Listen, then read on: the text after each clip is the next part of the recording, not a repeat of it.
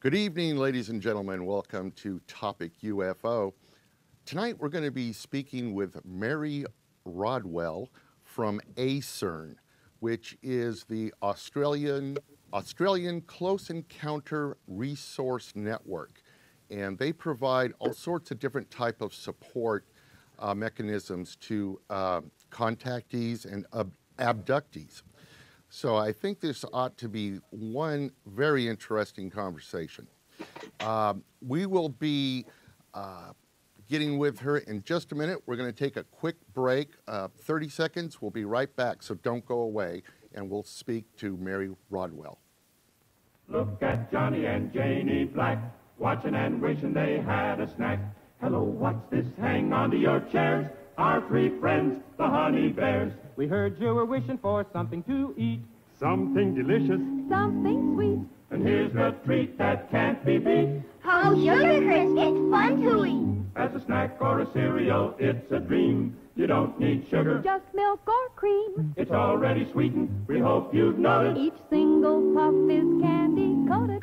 Sugar Crisp is fun to eat three ways: as a cereal with milk or cream, as a snack any time of day, or as candy right out of the box. Remember, As a cereal, it's dandy. For snacks, it's so handy. Or eat it like candy. Post Sugar Crisp. the red, white, and blue package with the three bears on it. Thanks, everyone, for joining tonight. As I said, we're going to be speaking with Mary Rodwell, and we have her online right now from Australia, live from Australia. Mary, how are you? I'm good, Rick, and good afternoon from Queensland. Yes. What's the weather like down there right now, Mary?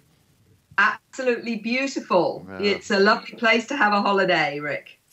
I'm here in Nashville, and it's cold, and we've been having snow drifts or snowing, and it's terrible. So I would love to be there. So, Mary, am I correct in saying that you are a principal of ACERN? Is that how you note yourself, or what is your actual position there? Yes, I'm principal of ACERN, which I created in about 1997 because I wanted a professional resource for people who had encounters in Australia. And that, for me, was a really important thing to do because there's lots of, different UFO groups and what have you with very well-meaning amateurs that want to help and support but don't have the therapeutic skills that, I can offer through ACERN. Wow. And now this started back in 1997, is that correct? Yes, that's when I formally created ACERN, although I'd been working a few years before that with people coming to me with encounters. So would I be correct in saying that, have you experienced contact or abduction yourself, or you just became interested with stories from other people? Rick, it's a common question and understandable, but I actually have had no conscious experiences, although I do take some interesting footage from Agnes Water. But the truth was, it was a gentleman that came to me in his middle 40s that was the very first client I had, and he was articulate. He explained, he said, Mary, he said, there are support groups for everything, but not for this. For this, they just think you're a loony. And he proceeded to tell me about waking up in the morning with marks on his body, shaved areas on his leg. His whole family were experiencing this. And he said that the relatives wouldn't even come to the house because they thought it was demons. So it was that really started me on this whole new, if you like, branch of a phenomena which has continued to intrigue me ever since. Wow. And I completely understand where you're coming from as far as what the public thinks of this type of thing. It's bad enough just talking about the UFO phenomenon in general. When you get to the point of contact, I can imagine the stress it must put on someone, especially if they have nowhere to go to talk about it. That's absolutely right, Rick. And what's even more difficult is if you are the only one in the family that is remembering or recalling events. That often it is a family affair. But if others in the family are not experiencing the same thing, then they can have a really difficult time, when they're experiencing it, to get their family and relatives and, those and their friends to take them seriously. So this can be really, really difficult. On top of the fact you're experiencing something you don't always understand, we've been taken at night, experiencing strange beings in the room. It makes it really difficult. And interestingly, for some people, their family will have experienced it too, but go into denial. And even though they may have both seen a UFO together, they will sort of say, look, I don't want to talk about it. I don't want to go there. And yet the other person is wanting to understand. So you've got this whole dilemma and this conflict that can happen in families, because all you want to is explore it and understand it. And other members, even though they know it's a reality, don't want to go there because for whatever reason they're too scared to. So, looking at your website, the ACERN website, I saw there that and I'm not sure what the date of this writing was, but you had something like 1,600 individual cases that you've worked on? Well, that's now over 2,000. Wow. I get resourced from people all over the world, from as far afield as Norway, Sweden, Russia, Japan, right across the board. And there are families that have experiences that contact me and tell me about their children having experiences, children that come out with strange languages, that talk about coming and being part of the human race to wake it up. When you've got 4- and 5-year-olds saying that they're not from here, that they come from out in their families from the stars. These are small children that we're talking about that are aware and see energy fields, say they can communicate with animals, that say, that they're here because they've got something to do. And the parents are just absolutely gobsmacked by the awareness and the wisdom and the understanding of these small children. And that's been a real focus of a lot of my work. Wow. Is there any commonality to the abduction or the contactee phenomenon? Is there anything that's the same or seems the same from case to case to case, or does it differ? One thing I have learned is there's a wide variety of encounter and contact. Some can be very, very terrifying and the person will be quite traumatized by it. That's about 30% of those that come to me. The rest actually have a different kind of contact. They find that they feel it's very benevolent, very loving, and they will talk about finding it very hard to be on a planet where they see a lot of humans being quite aggressive and quite barbaric. And they say, actually, it's humans I'm scared of, not these star visitors that are part of my family. But there are common patterns, and those are what I put together in my questionnaire. And they cover more than just seeing a UFO. They cover everything from this knowing that maybe, you're connected to these star beings. Many of them say they feel they've come here with something to do. They feel more connected to the stars than they do to Homo sapiens, the rest of us on this planet. And they seem to have abilities, psychic abilities, from healing abilities right the way through to even telepathic abilities. So there are a range of patterns that I'm seeing time and time again, which are part of this very broad questionnaire that, take in those that have the more scary type of encounter to the ones that have what I see as a completely different kind of encounter where they've always known they were different and feel more connected to these star visitors. Do you sense that this phenomenon is growing? 15 years plus you've been involved in this. Do you think more people are experiencing this, or is it that more people are willing to come out and talk about it, or both? I think it's a really good question, Rick. All I know is that 15 years ago, I might get the odd case once, maybe once a fortnight or something. I'm getting 40 or 50 emails a day now. What that is saying to me is primarily that more and more people are accepting that this is part of their experience. They're not in denial of it anymore. There is a sense of a lot more information that allows people to look at that and say, oh my goodness, so that's what it is. I'm not crazy. So I think it's more that people are becoming aware of the phenomena and not being afraid now, at least some of them, to say, well, maybe this is what's going on for me.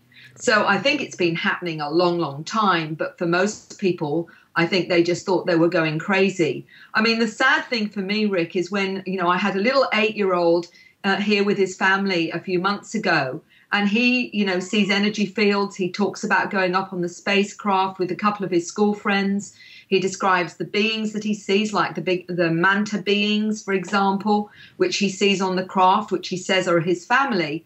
And when we were talking, the heartbreaking thing he said to me was, so you mean I'm not crazy?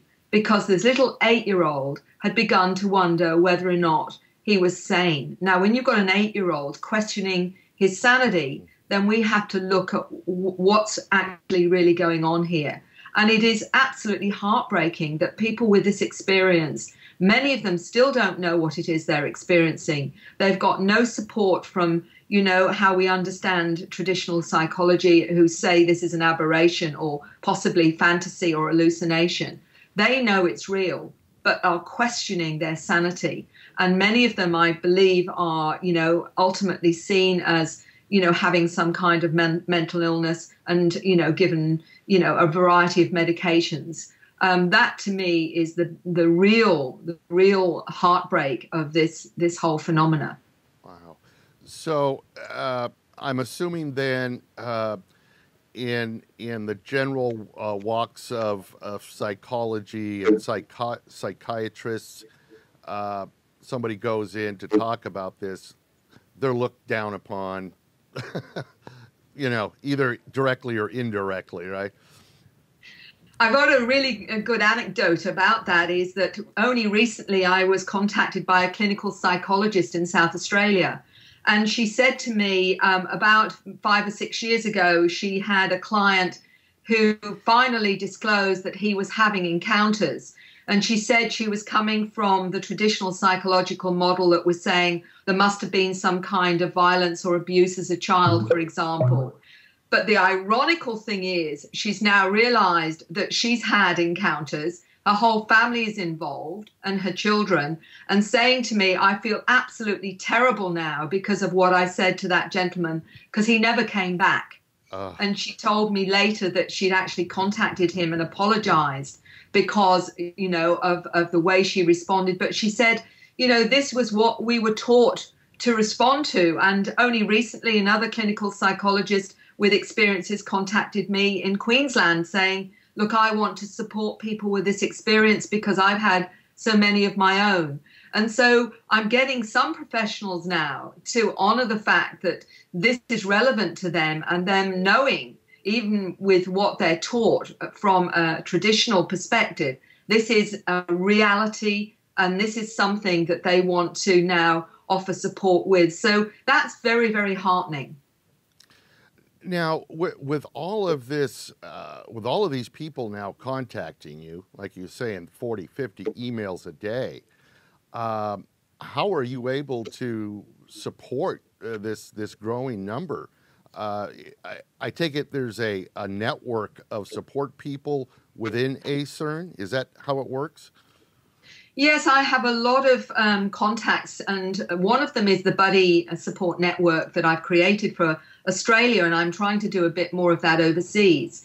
And that is people that have had encounters that are in a good place with their experiences now, that say, look, I'm happy to take phone calls if someone just wants to talk about this and share a little bit in different states. And so what I do is connect them to those, this kind of buddy support. But I'm also getting, as I say, a lot of professionals in other countries, from Holland, Sweden, quite a few in England, that have got the therapeutic skills, clinical hypnotherapists, professional counselors, clinical psychologists that are saying, look, I live in the Midlands or I live in Cornwall. Although I'm working in the more traditional way, I am very happy to offer support for those that contact you from the UK or whatever.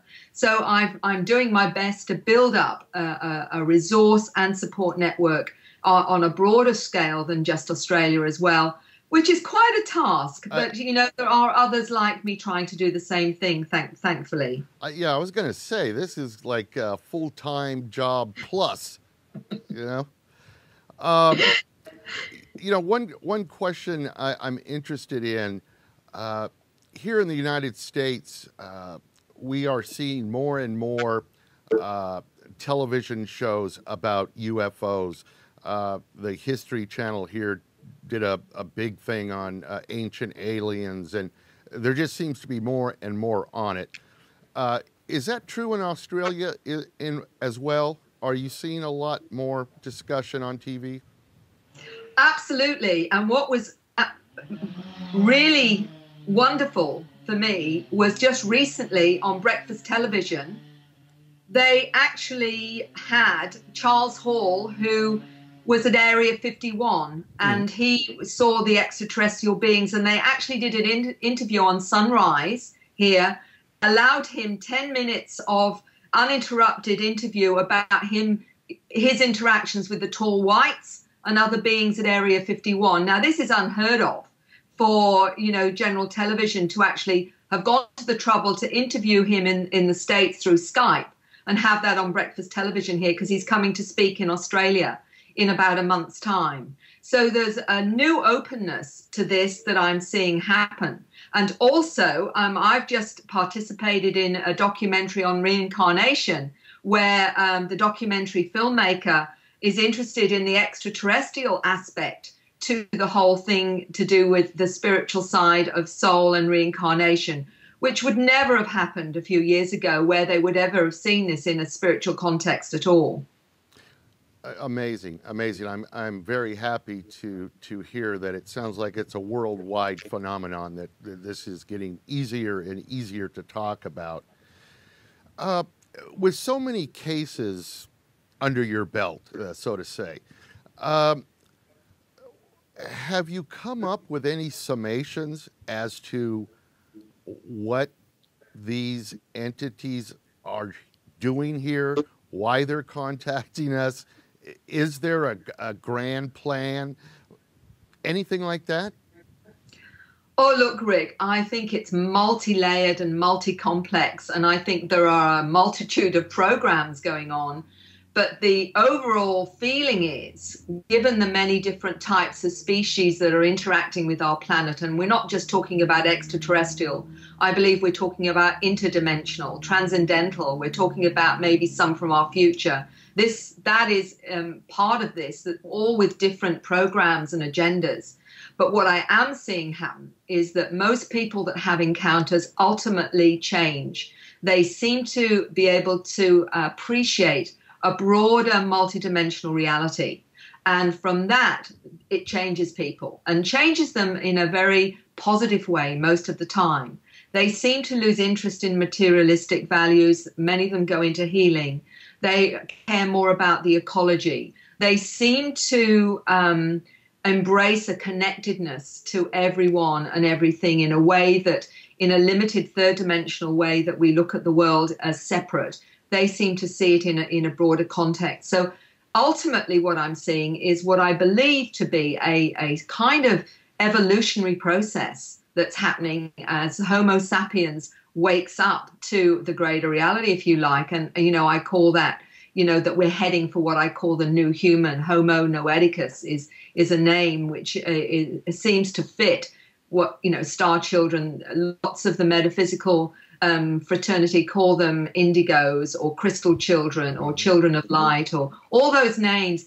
We're seeing this, and we're seeing these children with amazing awareness that I believe, are part of this whole program to finally stop us from being so primitive and to wake up so that we can join this galactic community, if you like.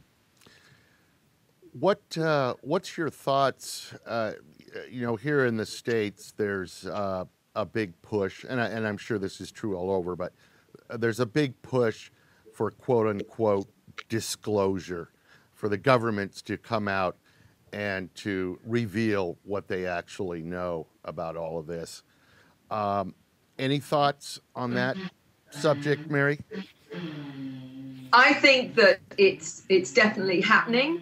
I think we're being drip fed, to be honest. Right. I have to apologize to the noise if you can hear that outside. Somebody's decided to do a little bit of gardening, interestingly. So I'm going to just speak a bit louder. No, you're fine. You're fine. I hear you just fine.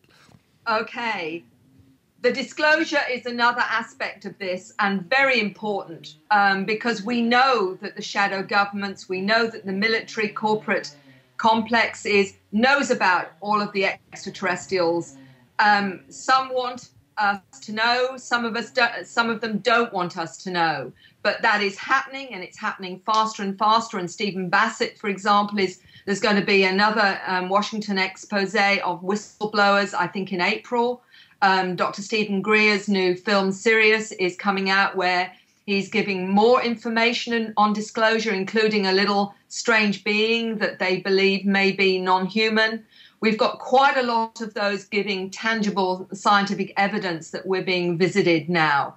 All of those, I think, are extremely important for mainstream, for the public, because you can have as many witnesses as you like describing what the beings are like and their experiences. I've got geneticists, I've got scientists that have had experiences, but you really need to hear it from the whistleblowers that have seen the craft, seen the beings, that have an understanding of what's been hidden from the public. Really, really important for them to see the tangibility from that perspective. Yes, I totally agree with you.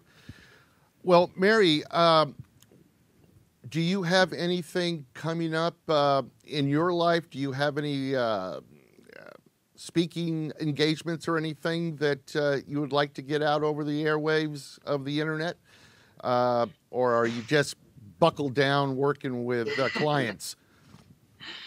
Well, I'm speaking at the Nexus International Conference on the Sunshine Coast in Queensland in June. But I'm also participating in a forum in Perth for a play called Alienation. Oh. And that's interesting because the playwright contacted me last year and wanted to do a play about people with encounters. And since that time, he's created this play that's going to be shown in the Perth Theatre Company. And I'm going to speak in a public forum prior to that to help people understand the reality. So that's really interesting. So we're bringing it more and more into mainstream in a way, you know, with the film on reincarnation, for example, and a play on this experience. All of these things, I think, are showing how the public is being desensitized to this reality now. And it gives me a great deal of hope. Excellent.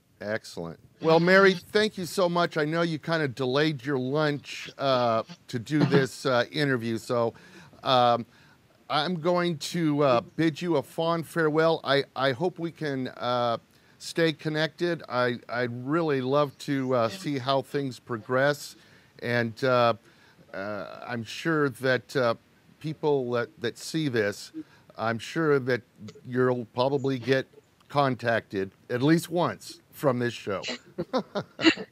It's been an absolute pleasure, Rick, and any time that you want to do some more on this subject, I'm more than happy to speak with you. Thank you. Nice. Very nice. Mary, you just have a great day, and we'll talk to you soon. Thank you. Bye-bye. Bye-bye.